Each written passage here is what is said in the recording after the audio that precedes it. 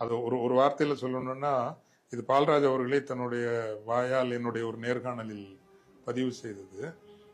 அப்போ தலைவர் வந்து அந்த அசைன்மெண்ட் கொடுக்குற நேரம், இது நான் உனக்கு கொடுக்குற கடைசி அசைன்மெண்ட், நீ உண்மையான போராளி, உண்மையான வீரன் அப்படின்னா நீ பழையில வந்து ஆணையரவுக்கான சப்ளைய நீ முறிக்கணும். ஸோ அந்த பழையில் உள்ள நெடுஞ்சாலையில் நீங்க சப்ளையை நீங்க கட் பண்றப்போ, பட் 40,000 பேர் சுத்தி இருக்க 400 பேர் மட்டும் போய் இறங்குறாங்க.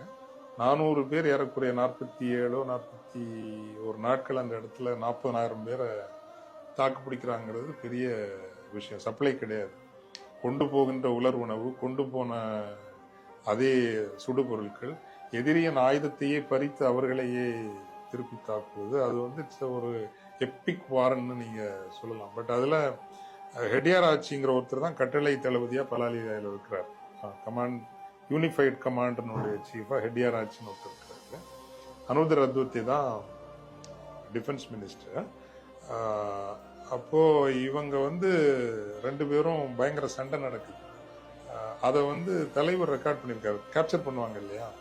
அது என்னன்னா, அப்போ தலைவர் அனுப்புறப்பவே சொல்லியிருக்கிறாரு, உனக்கு நான் வைக்கிற கடைசி டெஸ்ட் இது, நீ உண்மையான வீரன்னா நீ பழைய நீ கைப்பற்றி அந்த இடத்துல நிற்ப, 1 நாள் 2 நாள் 2 நாளே இவங்கெல்லாம் ஓடிடுவாங்க. அப்படிதான் நடந்தது. கிளிநொச்சியிலேருந்து நான் வருவேன், உன்னா அங்கே சந்திப்பேன் நான் அப்படின்னு தான் அந்த டீல். அப்போ அதே போலத்தான் அவங்க பழையரோட பிடிக்கிறாங்க.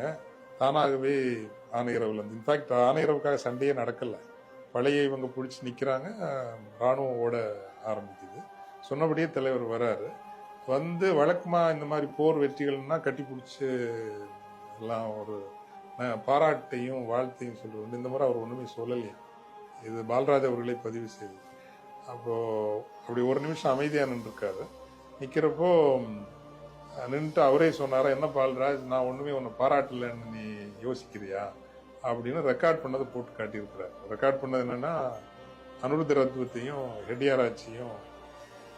அனுருத் வந்து சிங்களத்துல வந்து கெட்ட வார்த்தையை பேசுறாரு. அந்த மவனே இந்த மவனே அப்படின்னு சொல்லிட்டு, உனக்கு நான் இங்க பலாலில இவ்வளவு வச்சிருக்கிறேன், அங்க வச்சிருக்கிறேன், இது வச்சிருக்கிறேன், மொத்தமே வந்து 400 பேரோட தான் வந்திருக்கிறான், அவனுக்கு சப்ளை இல்லை, உன்னால அவனை ஜெயிக்க முடியலன்னா அவன் கண்ணா பின்னான்னு கெட்ட வார்த்தையில திட்டுறப்போ அந்த ஹெட்டியார் ஆட்சி சொல்றான், சார் பிரபாகரன் வந்திருந்தா ஒரே நாள்ல அவனை முடிச்சிருக்காங்க, நான் பால்ராஜ் வந்துட்டான், அவனை கிளப்ப முடியாது, பால்ராஜ் வந்து அவனை ஜெயிக்கிறது அவ்வளவு ஈஸி இல்லைன்னு சொல்றது தலைவரே ரெக்கார்ட் பண்ணி வைக்கிறாரு. உன்னுடைய எதிரியே உன்னை பற்றியும் என்னை பற்றியும் சொல்றான், அப்ப இதை விட நான் என்ன உன்னை பாராட்ட வேண்டியிருக்கு.